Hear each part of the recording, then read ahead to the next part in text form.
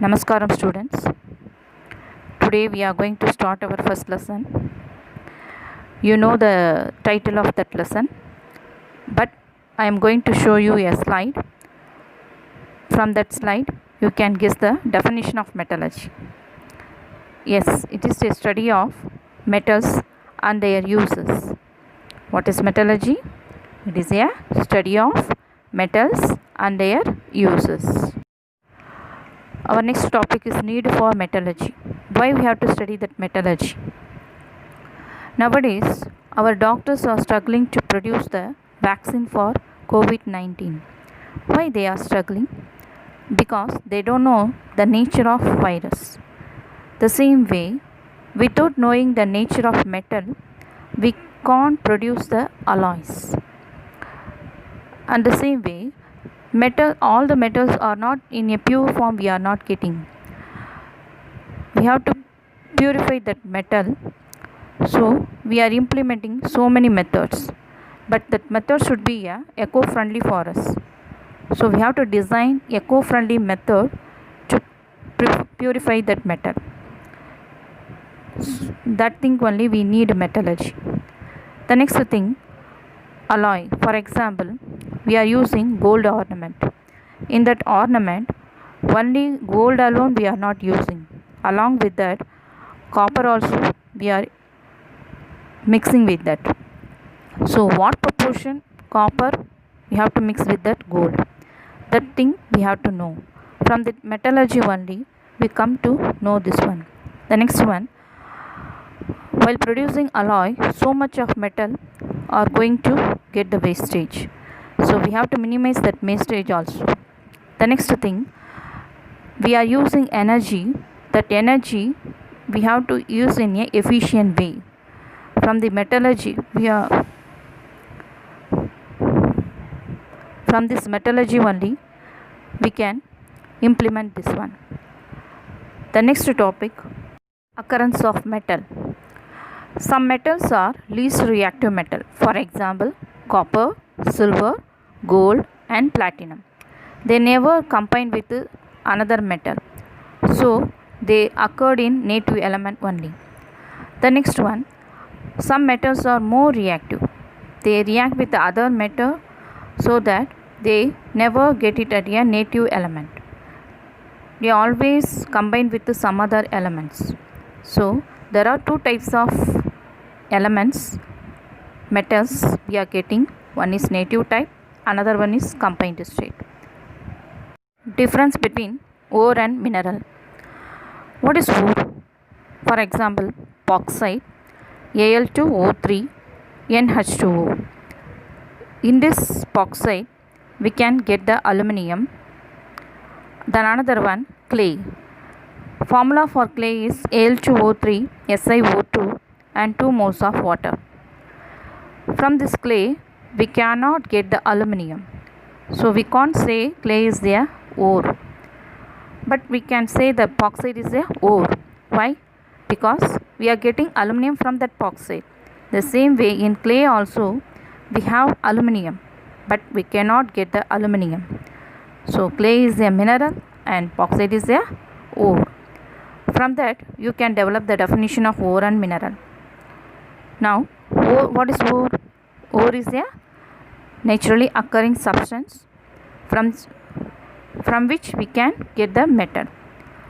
Mineral also naturally occurring substance, but we cannot get the metal. The next one, we can say the ore is a mineral, but we cannot say mineral as a ore. So these are the difference between ore and mineral. In this metallurgy, there is three important metallurgical process. They are, one is concentration of ore, second one extraction of crude metal, third one refining of crude metal. These metallurgical processes are used to remove the metal in a pure form from the ore. Under the topic concentration of ore, we have 4 different type of method. In extraction of crude metal also we have so much of process. In refining of crude metal, we have so much of process. I showed you in a flow chart. We are going to see in one by one. Today, we are going to see only the concentration of ore. What is concentration of ore? Removal of gangue from ore is called as concentration of ore. That is, we are improving that amount of ore from the impurities. Now, what is gangue? Gangue is a non-metallic impurities, rocky materials and siliceous matter present in the ore are called as gangue. The next thing, what are the common methods of concentration of ore? There are 4 common methods for concentration of ore. One is gravity separation or hydraulic wash. Second one, froth flotation. Third one, leaching. Fourth one, magnetic separation. What is gravity separation or hydraulic wash? This method is only suitable for heavy oxide ore like hematite, tin stone, etc. First of all, we have to place the finely powdered ore in the slanting ladder, and then we have to pour more amount of water. Afterward, the lighter gangue particle washed away. Because of gravity, the heavy oxide ore will settle at the bottom. What is froth flotation? In this method, sulfide ore alone we are going to use, but in gravity method we used only oxide ore. What is the difference between these two? Because the oxide ore are wetted by water, but the sulfide ore is only wetted by oil, not by water. So here we are going to use the finely powdered ore with water, pine oil or eucalyptus oil. These two are act as a frothing agent, and along with that we are going to use sodium ethyl xanthate. This sodium ethyl xanthate is used to act as a collector. Now we have to produce a froth by blowing air through this mixture. Sodium ethyl xanthate make ore particle as a water repellent. So ore particles wetted by oil and floated with the froth. The froth is removed and dried to get ore. The gangue particle wetted by water settle at the bottom. Now we are going to see the function of depressing agent in this froth flotation.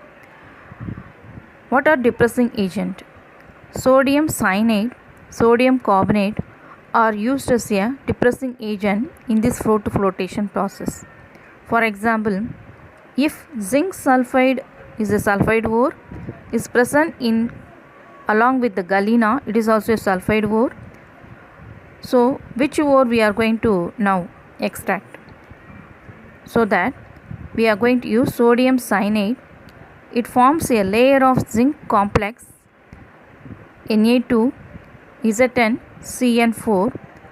The name of this complex is sodium tetracyanozincate on the surface of zinc sulfide and depresses the flotation property of zinc sulfide. Now we get only the lead sulfide. So here the sodium cyanide is act as a depressing agent. It depresses the zinc sulfide. We never get the zinc sulfide along with the lead sulfide. This is a function of depressing agent in froth flotation. The next topic is leaching. In this leaching, the finely powdered ore is dissolved in suitable solvent. The metal in the ore is converted into soluble salt or complex, while the gangue particle remains insoluble. Once again, ore plus solvent gives a complex plus gangue particle. Here the leaching is contained so many methods. One is cyanide leaching, second one ammonia leaching, third one alkali leaching, and fourth one is acid leaching. We are going to see one by one. First one, cyanide leaching. In this cyanide leaching, cyanide is used as a solvent. For example, in gold ore, the gold ore is added with sodium cyanide, gives gold is a soluble complex and gangue particle is an insoluble complex. First of all, gold ore plus sodium cyanide gives sodium dicyanoaurate is a soluble complex plus gangue. The name of gangue is aluminosilicate. That aluminosilicate is insoluble one. On seeing the reaction in the slide, first of all, the ore gold is added with sodium cyanide along with oxygen and 2 moles of water. We get 4 moles of Na square bracket of Au Cn twice. I indicated this one is a soluble complex, that is the gold alone soluble in cyanide solution. Afterward, that cyanide solution is treated with zinc. We get the gold alone in a separate form. The complex from gold is now reduced as the elemental state, that is zero oxidation state, is called as cementation. Now second leaching process is ammonia leaching. In first leaching process, we used cyanide as a solvent. In second ammonia leaching, we are going to use ammonia as a solvent. Now see the reaction. First reaction, nickel plus ammonia, the ammonia in aqueous form. We are going to give a suitable pressure. Then the nickel is now changed as a soluble complex and impurities settle at the bottom. The second reaction, copper. Copper is along with the ammonia. Here ammonia also in aqueous form with a suitable pressure. Now the copper is changed as a soluble complex. Here also the impurities is settled at the bottom. The third one, cobalt. It is also mixed with ammonia, suitable pressure. It gives a soluble complex like pentaamine, cobalt and monohydrate. Here the gangue such as iron third oxide, iron third hydroxide and aluminosilicate become insoluble, that is they settle at the bottom. From this we are going to separate the ore from the impurities. And third process, alkali leaching. In this one we already saw two methods. One is cyanide leaching. In this cyanide leaching, cyanide is used as a solvent. Second one, ammonia leaching. Here ammonia is used as a solvent. Now we are going to see the alkali leaching. Okay, here also alkali is used as a solvent. You see that I written the reaction ore plus alkali. Alkali is a aqueous form, gives a suitable complex, not suitable complex, soluble complex. Which one is soluble here? The metal alone become as a soluble complex. What about the gangue particle? The gangue particle settle at the bottom. For example, I given here bauxite. Along with the bauxite, I am going to use the sodium hydroxide. Sodium hydroxide is the alkali one. Along with that water and 470 to 520 Kelvin and then 35 atmosphere. Afterward, in that bauxite, the aluminum alone become as sodium metaaluminate. See the formula, Na square bracket of AlOH4. The sodium metaaluminate is now soluble complex. What happened to our gangue particle? The same way gangue particle will be settled down. Now we are going to separate the aluminum from the sodium metaaluminate.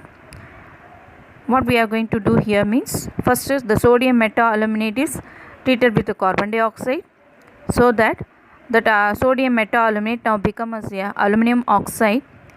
That aluminum oxide we are going to give the heat up to 1670 Kelvin that water alone will expelled out. We get the Al2O3 in a pure form. First of all, the epoxide formula is Al2O3, but afterward the last one we are getting the same Al2O3. What is the difference between epoxide and now we are getting Al2O3? First of all, the Al2O3 is a impure form. We remove that impurity. Now we are getting that Al2O3 as a pure alumina.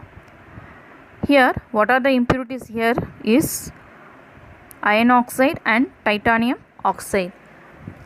As usual, these impurities will settle down.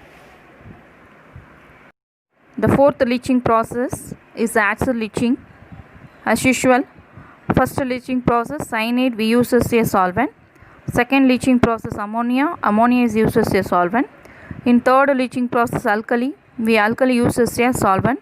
The same way in acid leaching, what is the function of acid here?